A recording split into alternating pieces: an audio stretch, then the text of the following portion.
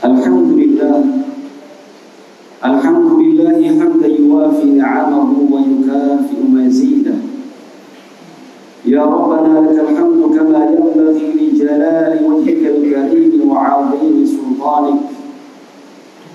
Subhanaka Allahumma la nuhsi thana'an 'alayka anta kama athnayta 'ala nafsik. Asyhadu an la ilaha illallah wahdahu la syarika lah. وأشهد أن نبينا محمدا عبده ورسوله صفيه وخليله خير نبي أرسله الله إلى العالم كله بشيرا ونذيرا.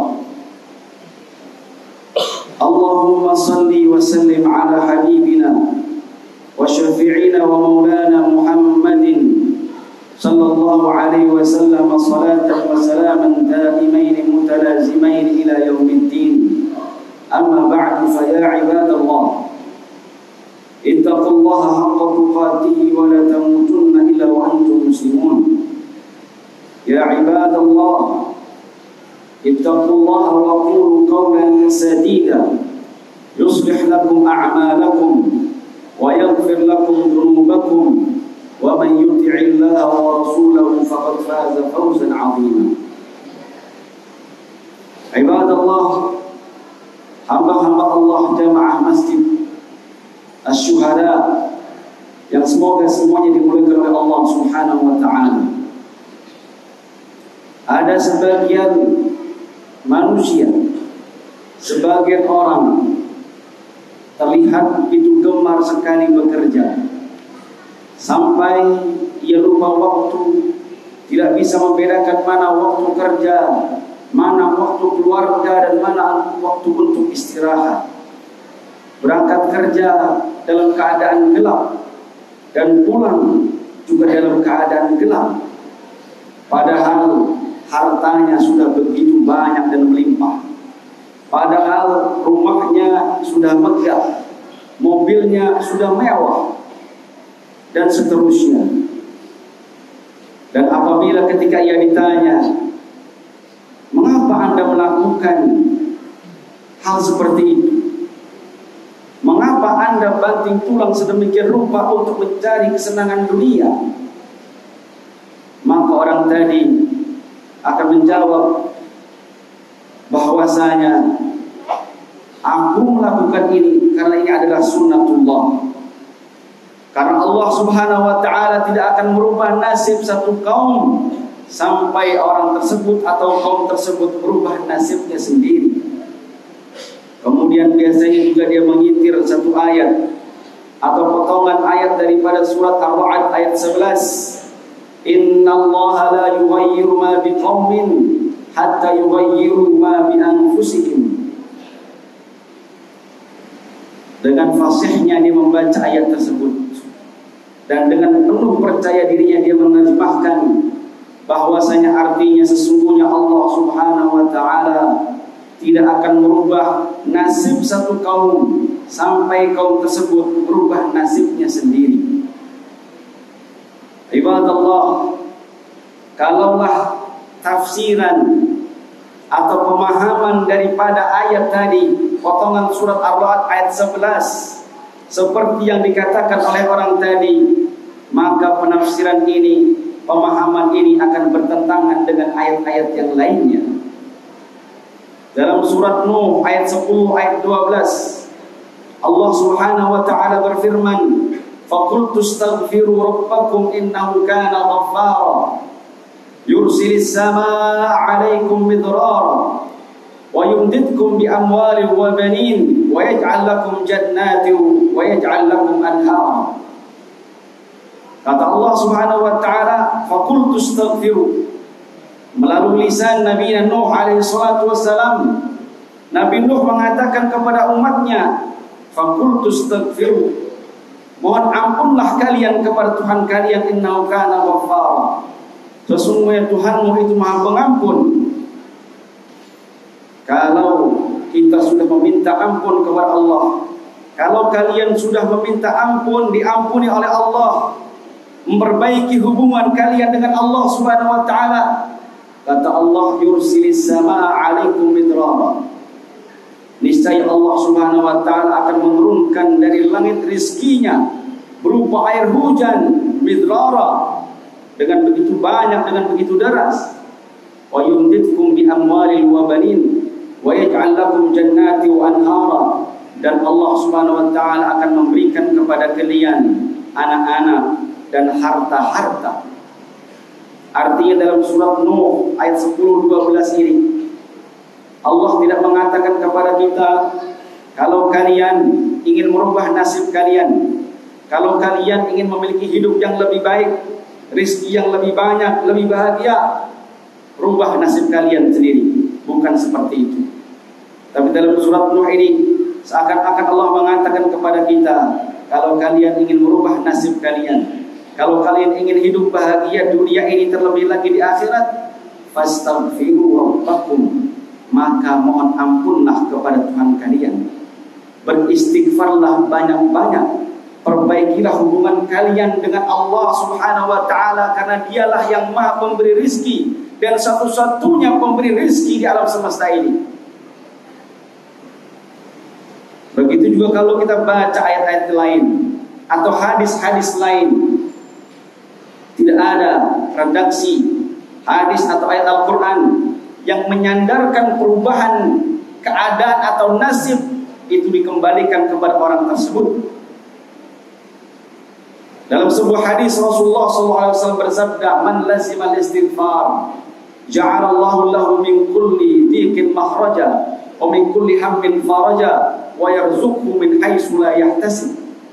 Kata Rasulullah SAW, barang siapa yang rajin terus-menerus beristighfar, maka Allah akan memberikan kepadanya min kulli dhiqin makhraja, solusi dari setiap kesulitan, wa min kulli hammin faraja, akan memberikan jalan keluar, akan memberikan kemudahan dari setiap kesulitan, wa razaqahu min haitsu la yahtasib, dan akan memberikan kepadanya rizki dari jalan yang tidak pernah ia kira-kira.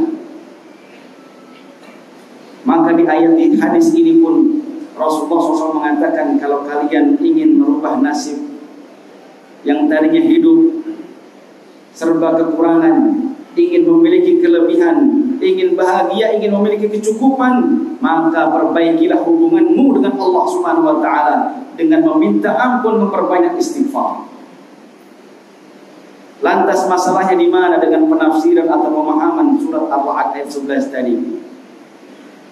Ayatnya sudah pasti betul, tetapi kadang-kadang yang jadi masalah adalah pemahamannya.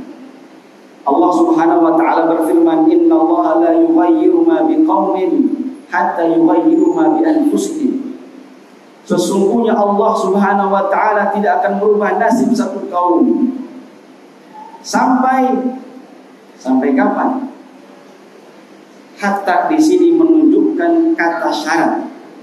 Kalimat syarat, setelah itu ada syarat yang harus dipenuhi oleh seorang hamba, oleh seorang manusia ketika ingin nasibnya berubah. Sementara tafsiran orang awam tadi dia mengatakan sampai orang tersebut berubah nasibnya sendiri. Kalau dia sudah bisa merubah nasibnya sendiri, lantas apa fungsinya di sini takdir, qada dan Allah Subhanahu wa taala?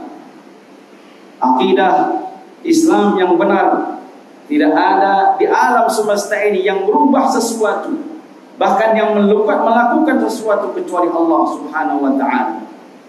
Kalau ayat ini dipahami sebagai perintah untuk melaksanakan ikhtiar atau sebab, baiklah, memang begitu diperintahkan oleh Allah Subhanahu wa taala, kita harus berikhtiar, kita harus bersebab.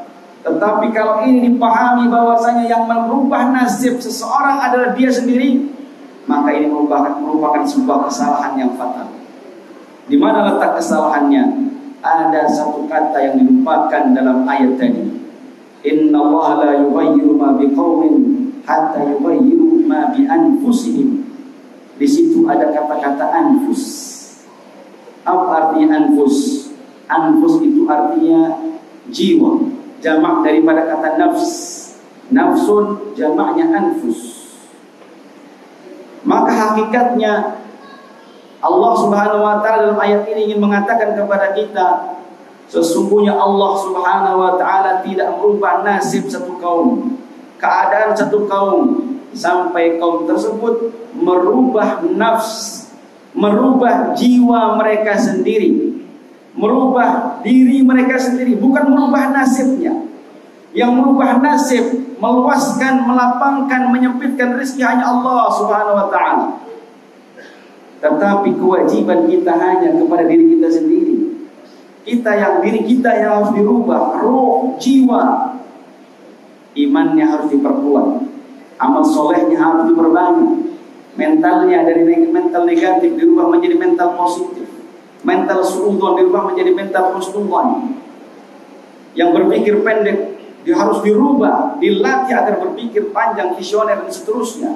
Yang diminta oleh Allah Subhanahu wa taala adalah kita merubah jiwa kita sendiri, bukan merubah nasib diri kita sendiri. Maka dari sini ini akan sejalan dengan pemahaman tafsiran daripada ayat-ayat Al-Quran dan hadis-hadis yang lainnya, bahwasanya kalau kita ingin merubah nasib diri kita sendiri, bukan kita merubah dengan tangan kita. Kita bekerja mati-matian, bisa jadi kita memang akan mendapatkan uang, tapi itu bukan rezeki kita. Bisa jadi itu bukan rezeki kita. Bisa jadi di situ bukan keberkahan, kebahagiaan kita. Tetapi kalau kita melaksanakan apa yang diperintahkan oleh Allah Subhanahu wa taala, taat, memperbaiki hubungan dengan Allah Subhanahu wa taala, maka jaminannya sudah jelas. Wa razaqahu min haitsu la yahtasib. Maka Allah Subhanahu wa taala akan merubah, akan memberikan kepada dia rizki dari jalan-jalan yang dia tidak pernah kira sebelumnya. Fa ya ibadallah, jamaah sekalian dimuliakan oleh Allah Subhanahu wa taala, pemahaman ini perlu diluruskan, karena pemahaman terhadap ayat ini dapat menyebabkan sebagian orang melaksanakan perilaku-perilaku yang menyimpang daripada syariat dengan alasan, dengan dalih ini adalah cara untuk merubah nasib. Aqulu qouli hadza wa astaghfirullah li wa lakum wa lisa'iril muslimin wal muslimat wal mu'minina wal mu'minat wastaghfiruhu innahu wal ghafurur rahim. Allahumma salli wa sallim ala sayyidina Muhammadin wa ala ali sayyidina Muhammad.